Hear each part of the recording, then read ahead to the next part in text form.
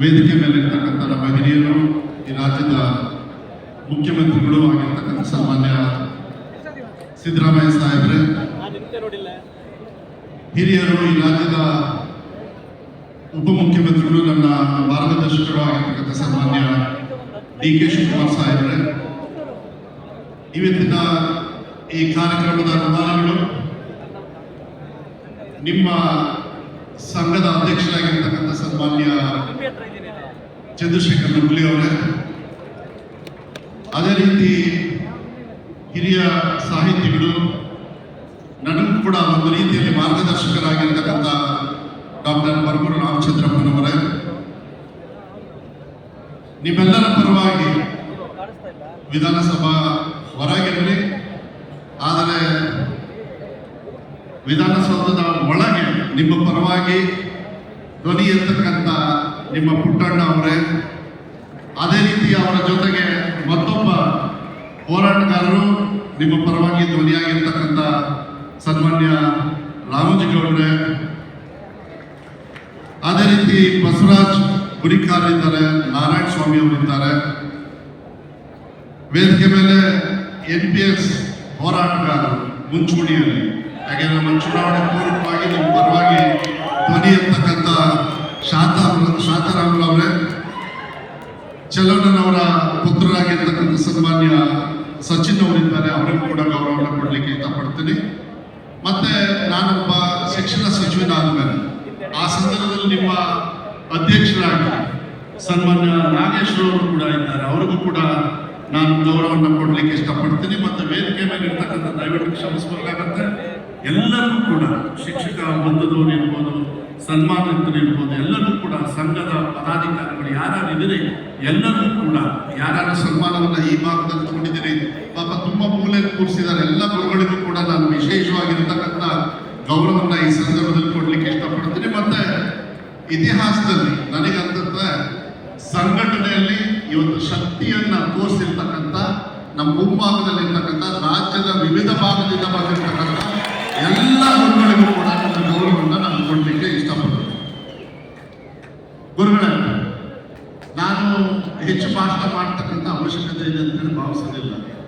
ಯಾಕೆಂದ್ರೆ ನನ್ನ ಪರವಾಗಿ ಸನ್ಮಾನ್ಯ ನುಗ್ಲಿ ಅವರು ಎಲ್ಲರೂ ಕೂಡ ಮಾತನ್ನ ಒಂದು ಕಡೆಯಿಂದ ಜಾಡಿಸಿ ಮುಗಿಸ್ಬಿಟ್ಟಿದ್ದಾರೆ. ಆದ್ರೂ ಒಂದು ಹೇಳಲಿಕ್ಕೆ ಇಷ್ಟಪಡ್ತೀನಿ, ಈ ಹಂತಕ್ಕೆ ಏನಾದ್ರು ಬಂದಿದ್ದಾರೆ ಅಂತ ಹೇಳಿದ್ರೆ ಅವರ ಸಂಘಟನೆ, ಪುಟ್ಟಣ್ಣವ್ರು ಇರ್ಬೋದು, ರಾಮೋಜಿಗೌಡರು ಇರ್ಬೋದು, ನಮ್ಮ ಸರ್ಕಾರದಿಂದ ಅಧಿಕಾರಿ ವರ್ಗದವರು ಇರ್ಬೋದು, ಇದಕ್ಕಿಂತ ಎಲ್ಲ ಹೆಚ್ಚಾಗಿ ನಾನು ಯಾವುದೇ ಸಂದರ್ಭದಲ್ಲಿ, ಯಾಕೆಂದ್ರೆ ನಾನು ಏನಾದ್ರು ಈ ಇಲಾಖೆಯನ್ನು ನಡೆಸ್ತಾ ಇದ್ದೀನಿ ಅಂತ ಹೇಳಿದ್ರೆ ಅದು ನಮ್ಮ ಮಕ್ಕಳ ಹಿತದೃಷ್ಟಿಯಿಂದ ಮಾತ್ರ ನಡೆಸ್ತಾ ಇದ್ದೀನಿ. ಅದಕ್ಕೆ ಸಹಕಾರ ಬರಬೇಕಂದ್ರೆ ಅದು ನಿಮ್ಮಿಂದ ಮಾತ್ರ ಸಾಧ್ಯ. ನಿಮ್ಮ ಸಮಸ್ಯೆಗೆ ಏನಾದ್ರು ಸಹಕಾರ ಬೇಕು ಅಂದ್ರೆ ಅದು ನಮ್ಮ ಸರ್ಕಾರದಿಂದ, ಅದು ಸಿದ್ದರಾಮಯ್ಯ ಸಾಹೇಬರು ಮತ್ತೆ DK ಶಿವಕುಮಾರ್ ಸಾಹೇಬರಿಂದ ಸಹಕಾರ ಸಿಕ್ಕಿದೆ, ಒಂದು ಹಂತಕ್ಕೆ ತೃಪ್ತಿ ತಂದಿದೆ.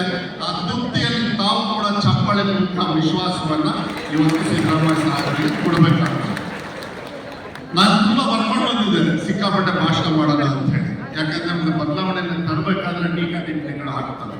ಯಾರೀತಿ ನನ್ನ ಬಗ್ಗೆ ಟೀಕಾ ಟಿಪ್ಪಣಿಗಳನ್ನ ಸೋಷಿಯಲ್ ಮೀಡಿಯಾದಲ್ಲೆಲ್ಲ ನಾವೆಲ್ಲ ನೋಡಿದ್ದೀವಿ. ನಾನು ಅದ್ರ ಬಗ್ಗೆ ಹೆಚ್ಚು ಭಾಷಣ ಮಾಡೋದಕ್ಕೆ ಹೋಗೋದಿಲ್ಲ. ನಾನು ಯಾವತ್ತೂ ಕೂಡ ನನ್ನ ತಲೆ ಕೆಡಿಸ್ಕೊಳ್ಳೋಣಲ್ಲ. ನನಗೆ ಈ ಇಲಾಖೆಯನ್ನು ಕೊಡ್ತಕ್ಕಂಥ ಸಂದರ್ಭದಲ್ಲಿ ಮಾನ್ಯ ಸಿದ್ದರಾಮಯ್ಯ ಸಾಹೇಬರು ಹೇಳಿದರು, ಸನ್ಮಾನ್ಯ DK ಶಿವಕುಮಾರ್ ಸಾಹೇಬರು ಕೂಡ ನನ್ನ ಕರೆದು ಮೊದಲಿಗೆ ಯಾವ್ದಾದ್ರು ಒಂದು ಕಷ್ಟದ ಇಲಾಖೆ ಕೊಡಿ ಅಂತೇಳಿ ಸಿದ್ದರಾಮಯ್ಯ ಸಾಹೇಬರಿಗೆ ಹೇಳಿದ್ರು ಅಂತ. ಅದೇನು ಅಂತ ಹೇಳಿದ್ರೆ ಯಾವ್ದೊಂದು ಬೇರೆ ಕೊಟ್ಟಿದ್ರು, ಅದು ಯಾವುದು ಅಂತ ನನಗೆ ಗೊತ್ತಿಲ್ಲ, ಅದು DK ಶಿವಕುಮಾರ್ ಸಾಹೇಬರಿಗೆ ಗೊತ್ತಿತ್ತು ಅನ್ಸುತ್ತೆ. ಆದ್ರೆ ಮೊದಲು ಇದು ಕೊಡಕ್ಕೆ ಹೋಗ್ಬೇಡಿ, ಈಸಿ ಆಗ್ತದೆ. ಅವ್ರಿಗೆ ಸ್ವಲ್ಪ ಕಷ್ಟದ ಕೊಡಿ. ಕಷ್ಟದ ಯಾಕೆ ಅಂದ್ರೆ ಅವ್ರನ್ನ ಚೆನ್ನಾಗಿ ನಿಭಾಯಿಸ್ತಾರೆ ಅಂತ ಹೇಳಿ, ಅದಕ್ಕೆ ಅದನ್ನು ನಿಭಾಯಿಸ್ತೀನಿ ಅಂತ ವಿಶ್ವಾಸ ಇರ್ತಲ್ಲ, ಅದಕ್ಕೆ ಇವತ್ತು ಧೈರ್ಯವಾಗಿ ನಾನು ಸ್ಕೂಲಲ್ಲಿ ಎಷ್ಟು ಚೆನ್ನಾಗಿ ಓದಿದ್ನೋ ಗೊತ್ತಿಲ್ಲ, ಆದರೆ ಇಲಾಖೆಯಲ್ಲಿ ಮಾತ್ರ ಚೆನ್ನಾಗಿ ಓದಿಸ್ತಕ್ಕಂಥ ವ್ಯವಸ್ಥೆಯನ್ನ ಇವತ್ತು ಸಿದ್ದರಾಮಯ್ಯ ಸಾಹೇಬರು ನನಗೆ ಮಾಡಿಕೊಟ್ಟಿದ್ದಾರೆ. ಅದೇ ರೀತಿ ನನ್ನ ಮೇಲೆ ನಂಬಿಕೆಯಲ್ಲಿ ಇಟ್ಟು ಮಾನ್ಯ ಸಿದ್ದರಾಮಯ್ಯ ಸಾಹೇಬರು ಕೂಡ ಕರೆದು ನನಗೆ ಹೇಳಿದರು, ಮಧು ಫಸ್ಟ್ ಟೈಮ್ ನೀನು ಸಚಿವನಾಗ್ತಾ ಇದೆಯಾ, ಬಹಳ ದೊಡ್ಡ ಇಲಾಖೆ ಇದೆ ಈ ರಾಜ್ಯದಲ್ಲಿ, ಬಹಳ ಸಮಸ್ಯೆ ಇರತಕ್ಕಂಥದ್ದು ಇಲಾಖೆ, ಸ್ವಲ್ಪ ತಾಳ್ಮೆಯಿಂದ ಈ ಇಲಾಖೆ ನಡೆಸ್ಕೊಂಡ್ರೆ ನಿನಗೂ ಕೂಡ ಒಳ್ಳೇದಾಗ್ತದೆ, ನಿಮ್ಮ ಭವಿಷ್ಯಕ್ಕೂ ಕೂಡ ಒಳ್ಳೇದಾಗ್ತದೆ. ಆದರೆ ಒಂದು ಆಸೆ ಇದೆ, ಈ ಶಾಲೆಯಲ್ಲಿ ಸಾಕಷ್ಟು ಸಮಸ್ಯೆ ಇರೋದ್ರಿಂದ ದಯವಿಟ್ಟು ಇದನ್ನ ಬಹಳ ಜವಾಬ್ದಾರಿಯುತವಾಗಿ ಮಾಡು ಅಂತ ಹೇಳಿ. ಆದರೆ ಇವತ್ತವರೆಗೂ ಕೂಡ ಈ 2.25 ವರ್ಷದೊಳಗೆ ಯಾವತ್ತೂ ಕೂಡ ನನಗೆ ಯಾವುದೇ ಥರದ ಹಣದ ವ್ಯವಸ್ಥೆ ಆಗಲಿ, ಯಾವುದೇ ಕೊರತೆ ಆಗಲಿ, ಮಾರ್ಗದರ್ಶನದೊಳಗೆ ಯಾವತ್ತೂ ಕೂಡ ನನಗೆ ತೊಂದರೆ ಆಗಲಿಲ್ಲ. ಯಾವತ್ತೂ ಕೂಡ ನಾನು ಸಿದ್ದರಾಮಯ್ಯ ಸಾಹೇಬರಾಗಲಿ, ಡಿ ಕೆ ಶಿವಕುಮಾರ್ ಸಾಹೇಬರಾಗಲಿ ಹೋದಾಗ ಯಾವತ್ತೂ ಕೂಡ ನನಗೆ ಒಳ್ಳೆ ರೀತಿಯಲ್ಲಿ ತೀರ್ಮಾನವನ್ನು, ಮಾರ್ಗದರ್ಶನವನ್ನು ಕೊಟ್ಟು ಎಲ್ಲ ಒಂದು ರೀತಿಯಲ್ಲಿ ಒಂದು ಒಳ್ಳೆ ಸ್ಥಾನದಲ್ಲಿ ಒಳ್ಳೆ ಹೆಸರನ್ನ ತಗೊಳ್ತಕ್ಕಂಥ ಒಂದು ಜವಾಬ್ದಾರಿಯುತವಾಗಿ ನಮ್ಮ ಎದುರುಗಡೆ ನಿಲ್ತಕ್ಕಂಥ ಒಂದು ಭಾಗ್ಯ ಸಿಕ್ಕಿದೆ ಅಂತ ಹೇಳಿದರೆ ಅದು ಸಿದ್ದರಾಮಯ್ಯ ಸಾಹೇಬರು, ಡಿ ಕೆ ಶಿವಕುಮಾರ್ ಸಾಹೇಬರು, ನಮ್ಮ ಸರ್ಕಾರಕ್ಕೆ ನಾನು ಧನ್ಯವಾದಗಳನ್ನು ಹೇಳಲಿಕ್ಕೆ ಇಷ್ಟಪಡ್ತೇನೆ. ನಾನು ಹೇಳಿದೆ, ಸಾಕಷ್ಟು ಬದಲಾವಣೆಯನ್ನು ನಾವು ಮಾಡಿದ್ದೀವಿ. ತಮಗೆಲ್ಲ ಗೊತ್ತಿದೆ, ಶಿಕ್ಷಕರ ನೇಮಕಾತಿ ಇರ್ಬೋದು, ಸಂವಿಧಾನ ಪೀಠಿಕೆಯನ್ನ ತಾವೆಲ್ಲರೂ ಕೂಡ ಗುರುಗಳಲ್ಲಿ, ಯಾಕಂದರೆ ಈ ದೇಶ ಏನಾದರೂ ಬಾಬಾ ಸಾಹೇಬ್ ಅಂಬೇಡ್ಕರ್ ಅವರ ಕನಸು ಇವತ್ತು ಜಾತಿ ಧರ್ಮದ ವ್ಯವಸ್ಥೆಯಲ್ಲಿ ಏನಾದರೂ ನಡೆಸಬೇಕಂತ ಹೇಳಿದರೆ ಅದು ಸಂವಿಧಾನ ಪೀಠಿಕೆಯನ್ನು ಓದ್ತಕ್ಕಂಥ ವ್ಯವಸ್ಥೆ ತಮ್ಮ ಅಡಿಯಲ್ಲಿ ಇವತ್ತು ಏನು ಮಕ್ಕಳು ಮಾಡ್ತಾ ಇದ್ದಾರೆ. ಅದಕ್ಕೆ ವಿಶೇಷವಾಗಿರ್ತಕ್ಕಂಥ ಧನ್ಯವಾದಗಳನ್ನು ಇಲ್ಲಿರ್ತಕ್ಕಂಥ ಎಲ್ಲ ಗುರುಗಳು, ಇಡೀ ರಾಜ್ಯದಲ್ಲಿ ಇರ್ತಕ್ಕಂಥ ಗುರುಗಳಿಗೆ ನಾನು ವಿಶೇಷವಾಗಿ ಗೌರವವನ್ನು ಕೊಡಲಿಕ್ಕೆ ಇಷ್ಟಪಡ್ತೀನಿ. ಅದೇ ರೀತಿ ನಮ್ಮ ಶಾಲೆ ನಮ್ಮ ಜವಾಬ್ದಾರಿ. ಸುಮಾರು 200-300 ಕೋಟಿ ಹಳೆ ವಿದ್ಯಾರ್ಥಿಗಳ ಸಹಕಾರದಿಂದ ನಾವೆಲ್ಲರೂ ಕೂಡ ನಾವು ಮಾಡ್ಕೊಂಡು ಬಂದಿರತಕ್ಕಂಥದ್ದು. ಮತ್ತೆ ವರ್ಗಾವಣೆ ಸುಧಾರಣೆ, ಸಿದ್ದರಾಮಯ್ಯ